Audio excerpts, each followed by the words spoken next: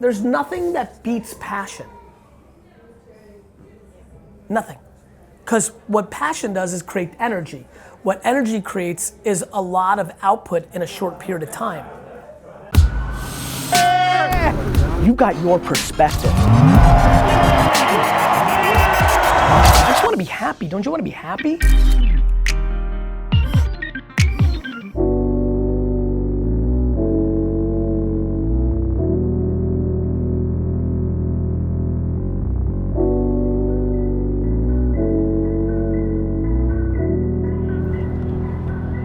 Good morning, how are you guys? I'm an entrepreneur. I run a 900-person advertising and publishing agency that is global, based in the US. In a world where people are trying to eliminate adversity and we all have to be happy, it actually ends up that everybody's upset. Because in real life, every day there's something that brings adversity. And so I'm with you. I think 8th place trophies and you know, being your PR agent on social media is leading to depression and anxiety and mental health issues. And I'm proud that I talk about eating crow and crap and, you know, working, you know, I still, you know, love the fact that I fly 30 hours to Australia and then get right on stage and speak. And to me, the hustle and the grind and the process is the payoff, not the financial or things you buy with it. And I think unfortunately 99% are confused. Thank you guys so much. I'm so humbled to be on the show. Thanks guys. Hey, it's Gary Vaynerchuk, how are you? I really appreciate that. Thanks for having me on. Well, I think what's great about being an entrepreneur for me is that I have nobody to answer to, right? I have a lot of empathy for you, like if you worked in radio stations, things of that nature. The truth is you have to bite your tongue. Even with my company, VaynerMedia, where we have clients, the reality is there are times where I'm gonna bite my tongue because the stakes are high. But God, it is such a better life to actually speak your truth, and especially if it comes with good intent and kindness. I think the thing that's worked for me is, even though some of my content may seem like I'm giving tough medicine, it's coming from a place where I'm desperate for that person to be happy or more successful. Words of advice: go to a retirement home and spend 8 hours with 10 people that are in their 90s and deeply consume the regret in their eyes for all the things they didn't do. It will scare you straight into taking action. Thank you guys, have a great day. Just did two radio shows in Australia, really awesome. There were some good clips in there, D-Rock. Q&A is when I come out with my best stuff. And now we're on our way to Brisbane. This trip has been going amazing. Obviously super focused on the Matchbox cars and the pins and trash talk, but also producing some incredible content and getting some really good time with D-Rock because we haven't had it, so that's been very nice. I love you, bro. If you haven't been paying attention to my socials, specifically Instagram stories, I've become unbelievably obsessed with the flip life, so much so that I'm literally flying from New Zealand, connecting in Hawaii, landing, showering, and immediately going garage sailing tomorrow.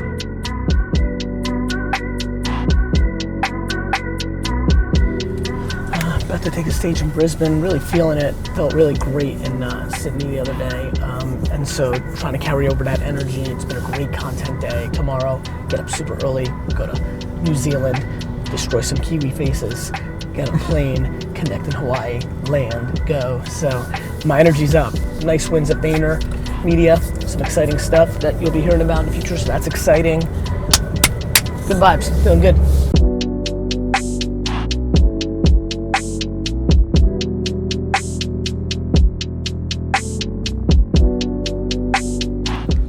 This Jamaican bobsled pin is at $36. One pin, Steve, one pin, $36 for, I know, but I'm still like marveling in the excitement of it. Oh, Snuffleupagus got a bid, bang. Let's go.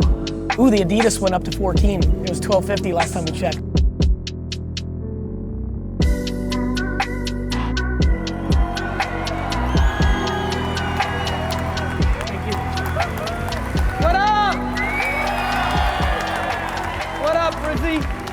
Thank you. Thank you so much. Sit, let's do it. And so for me, accountability is the greatest and most interesting thing. I'm fascinated by people's ability to dwell and complain. It's unbelievably interesting. Just so everybody understands, the only people listening you dwell and complain are other fucking losers. What I'm trying to accomplish here this afternoon is to put pressure on the truth. If we are not striving for happiness, then we're not playing. People are amassing products and goods that mean nothing. People are trying to amass status in front of others that means nothing. This is one humongous game of self-awareness. I desperately ask you, if you're motivated, to not necessarily just figure out how to run LinkedIn ads against a white paper for your B2B financial service business, or how to DM 100 influencers every day of the week and ask them to post a picture with your product and ask them how much they want, then negotiate with them like it's a garage sale, and then see if it actually works. I need you to understand what's happening out here. And what's happening out here is this is the greatest era of abundance. If you actually look at somebody else's success and you're angry about it because you've been tricked into thinking that comes out of your success, you do not understand life. I put out my content for free because your attention's more than enough. I don't need to sell you anything else because your attention is far more valuable to me than your money. You get attention by putting out good shit. Do you know how many people here want to grow their profiles but have never replied to a comment of somebody that's left a comment? You haven't jumped in and said thank you or replied to their question. I looked at a bunch of you. I saw the hashtags for these fucking questions, right? The fucking hashtag AskGaryVee, BRI. I looked. And when I looked at all your accounts, 99% of you do not reply to people's questions in your Instagram portfolios, while all you give a fuck about is growing your Instagram portfolios. How did I get here? From 2007 to 2011, I went to sleep at 4 o'clock in the morning every day, because I did not go to sleep until I replied to every tweet I had, and I was running a wine business for 11 hours, so I didn't have time to do it during the day.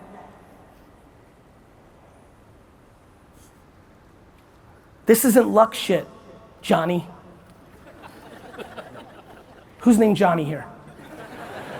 This isn't luck shit, Johnny. This is fucking putting in the work. I'm just imploring you to use today, this afternoon, this talk, to be the starting point. And that starting point and opportunity is getting a clear mind, so it's super quiet, and start putting out your fucking truth. Put out your content. What do you know? What are you living through? If you're just starting out, document your journey of trying to figure it out. Speak your fucking truth. Speak it loud, speak it often, because you will regret not squeezing this era. Live your life. I love you. Thank you. Thank you. Thank you.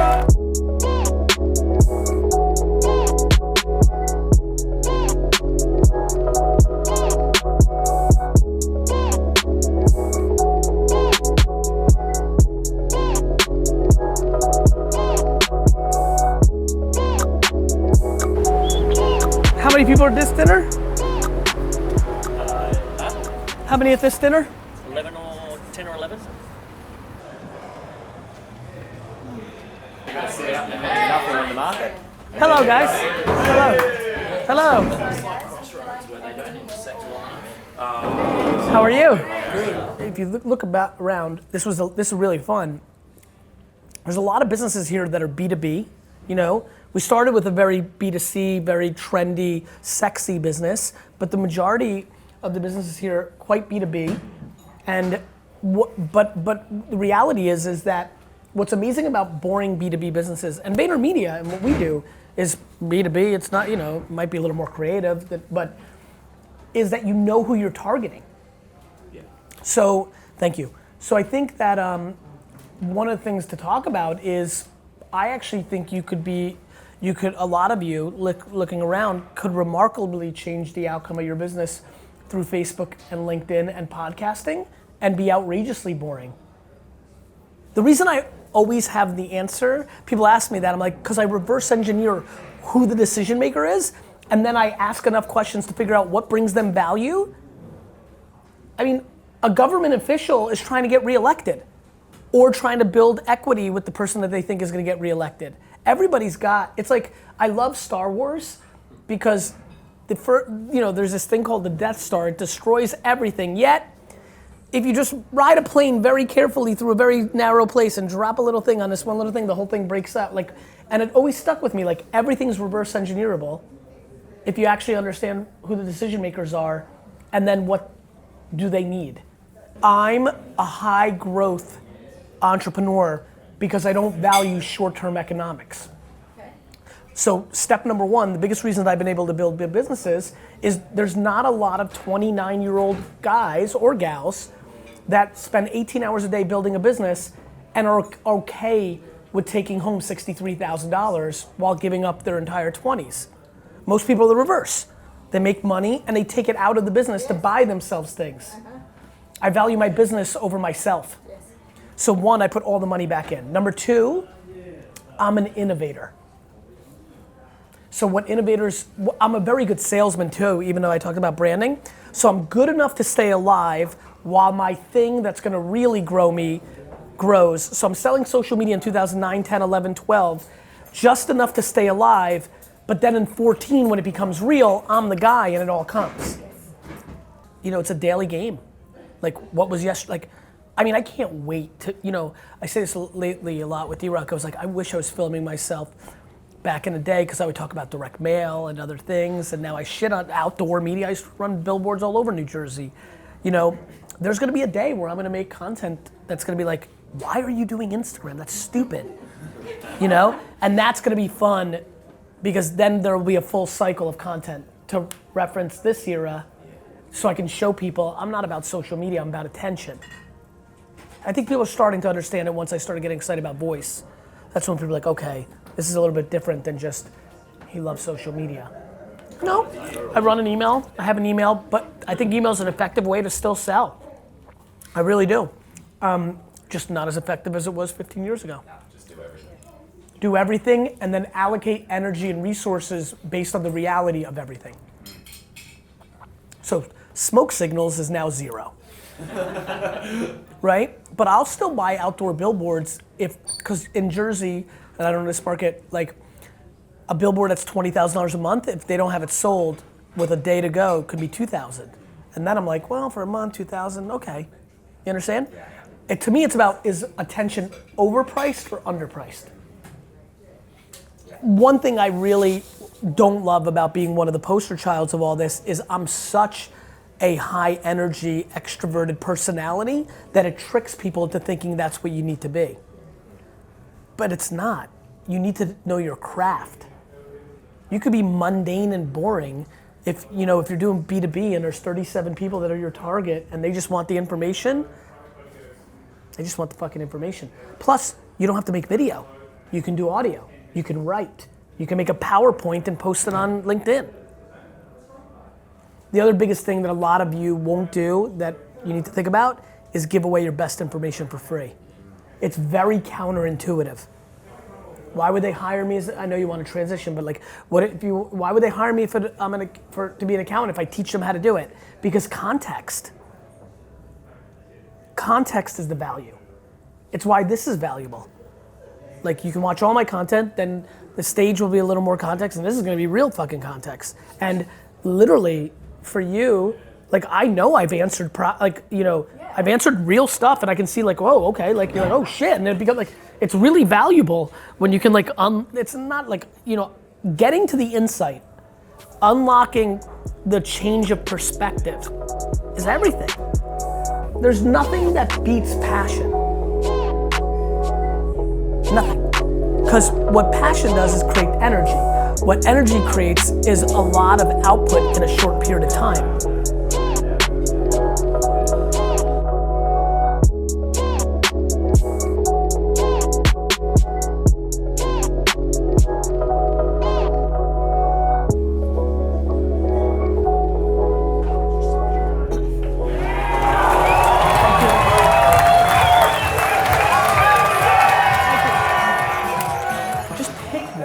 Like you have to figure out if it's insecurity that you like to put up a facade and you don't want to actually go on the field and prove it?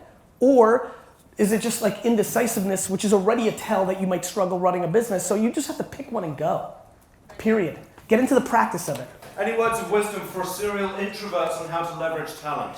It's really funny because I'm obviously extremely extroverted, but so many of the people I most admire, some of the best partners I've ever had, employees, executors, are unbelievably introverted. As a matter of fact, so many of the kids that I saw win in Silicon Valley, as we know, because they came really truly from tech nerd culture, were outrageously introverted. I think just not dwelling on the fact that you're not extroverted in what is now a me, personal brand, post everything on social media world, I actually think it's an advantage.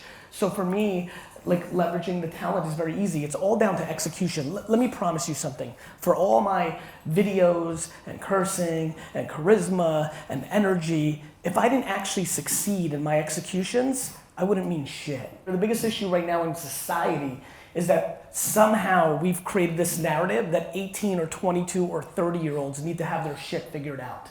Most 57-year-olds don't have their shit figured out. And so the pressure that you have to figure it out is ludicrous. Of course you don't know what your passion is. You haven't even fucking lived yet. So my biggest advice is take advantage of this vacation, right? Navigate through it so they don't kick you out, and take as many weird courses, go to as many weird things, like try shit. Like you don't know if your favorite food is oysters if you've never had one. Here's the tactical thing that I'd like to talk about. If you are not producing 100 pieces of content for Facebook, Instagram, LinkedIn, YouTube, podcast, every single day, you are leaving the greatest opportunity in the world on the table. 100. 100. That's a fuckload. Everything I just said sounds hard as fuck and tedious as shit, right? But here's the secret. Everything great should be hard. New Zealand, I fucking love you.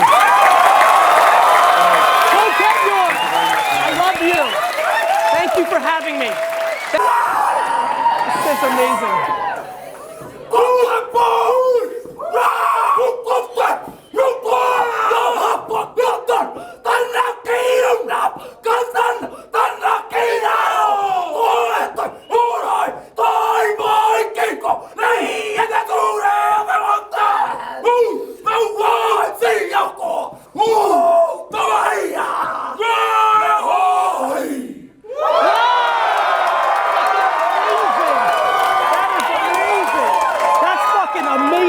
That's fucking amazing. Amazing. That's fucking we love you, Gary. We love you, Gary. That's amazing, man.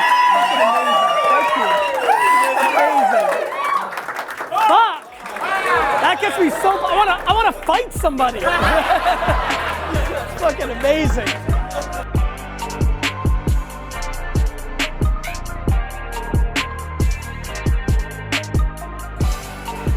I give away all my best advice for free. That's why you're here. Yeah. Yeah, 100%. Yeah. Guys, this dinner and this talk are not ROI positive for me. They're just not. Could be Garrett selling. That definitely isn't. You know, Scale it is, if the measure is impact, right? Correct. And the camera's rolling. Correct. Right? Correct. Yeah. And the best part is when you provide value with no expectation. When they ask me, they're like, hey, we want to do a dinner series. I'm like, cool.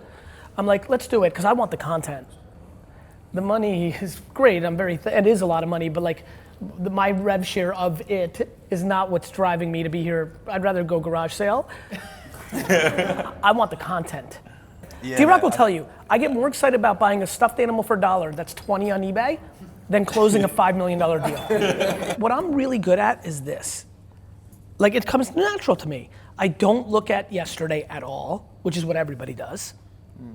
I really care about today, and I'm very good intuitively about tomorrow. My religion is today. My disrespect is for yesterday. My curiosity is about tomorrow.